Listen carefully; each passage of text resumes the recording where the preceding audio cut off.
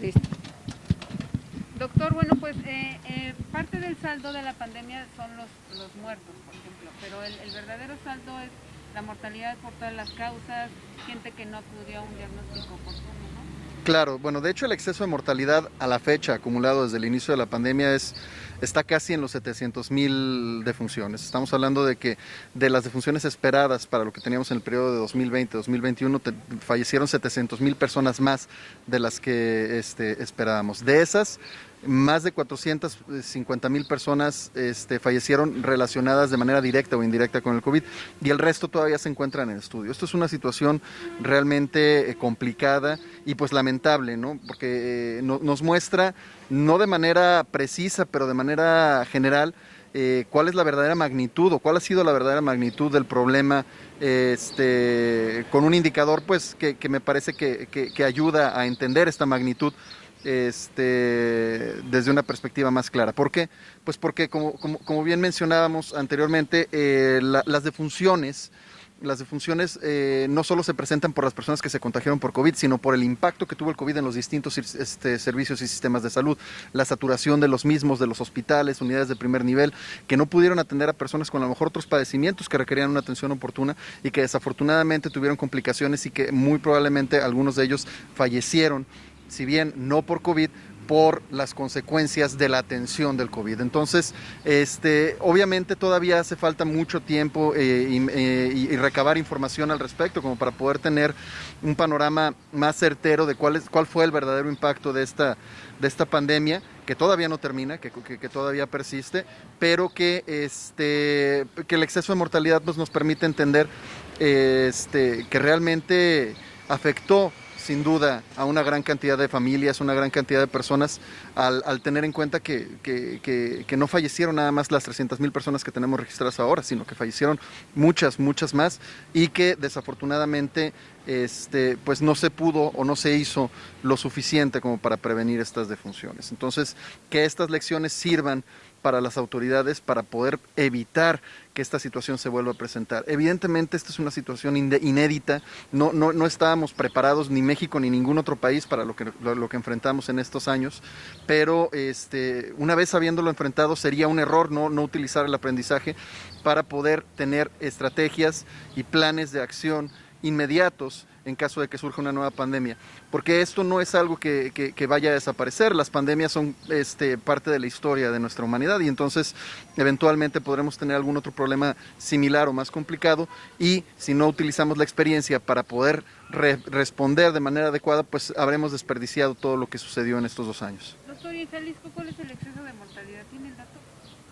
No, ahí sí, perdón, Okay. ahí me agarraste de bajada. Sobre todo, las consecuencias, por ejemplo, gente con cáncer que a lo mejor pudo demorar su diagnóstico, ¿dónde puede estar la consecuencia o dónde puede estar ahora la carga para los sistemas de salud?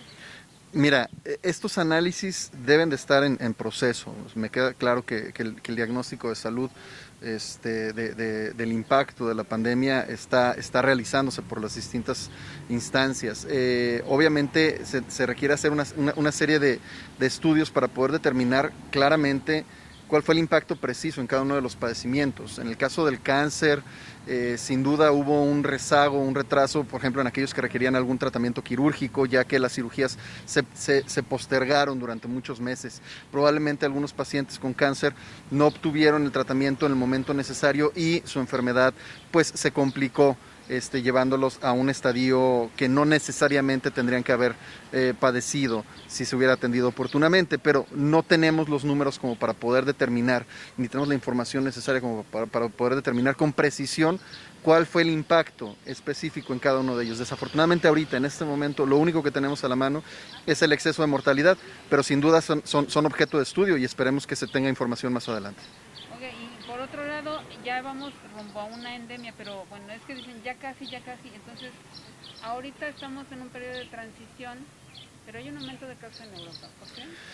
Mira, el problema está en que el hablar de la endemia es una cuestión compleja porque implica posturas políticas que se contraponen con posturas sanitarias. Entonces, como lo hemos dicho hasta el cansancio, las pandemias no se acaban por decreto. Por más que alguien declare que ya estamos en una fase endémica, la pandemia no necesariamente va a terminar. Entonces, nosotros deberíamos de estar en una situación de control, no nada más en México, sino en el mundo entero, en donde la incidencia de casos esté por debajo de los valores observados incluso durante la primera ola, como para poder determinar que ya estamos en una fase endémica. Como bien mencionabas, en Europa están teniendo repunte de casos, en Asia están teniendo un rebrote muy importante, entonces no podemos considerar que ya estamos en una fase de control hasta que no se tenga una situación similar en todo el mundo, porque como bien lo dices, el nombre pandemia habla de una situación global, entonces no podemos acabar con la pandemia hasta que no tengamos un control, pues no absoluto, pero bastante cercano a lo general en casi todos los países del mundo. ¿Por qué se están presentando los casos en Europa? Pues bueno, muy probablemente por las características de la propia variante. La variante Omicron tiene la característica de poder reinfectar a las personas varias veces, incluso hasta a pesar de estar vacunadas.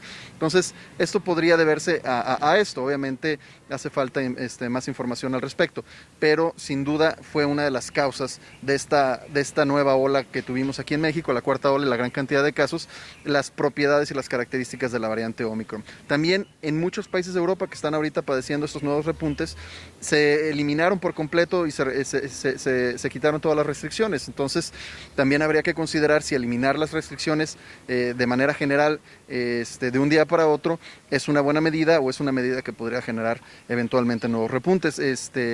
Será cuestión de investigarlo. Bueno, entonces la gran pregunta es, ¿para cuándo? O sea, todavía no hay fecha de cuándo podemos, digamos, liberarnos del cubrebocas. El cubrebocas a mí me parece que es una herramienta útil, no solo para prevenir el contagio de COVID, sino otras enfermedades respiratorias. En otras partes del mundo se utiliza de manera regular, sobre todo en periodo estacional, como el caso de Asia, en donde las personas utilizan por protección personal y por solidaridad con otras personas el cubrebocas, y de esa manera disminuyen la incidencia de otras enfermedades respiratorias. Entonces a mí me parece que el uso del cubrebocas, sobre todo en situaciones de riesgo, como es en el transporte público, etcétera, en espacios cerrados, mal ventilados, pues debería poder seguirse utilizando, aunque las autoridades eliminen la obligatoriedad del mismo, pues de manera personal y responsable. No me parece que sea una herramienta negativa, me parece que llegó para quedarse y que va a demostrar su utilidad, así como lo ha demostrado durante la pandemia. Entonces no hay fecha. No, ya sé que todos se quieren quitar el cubrebocas, pero mira,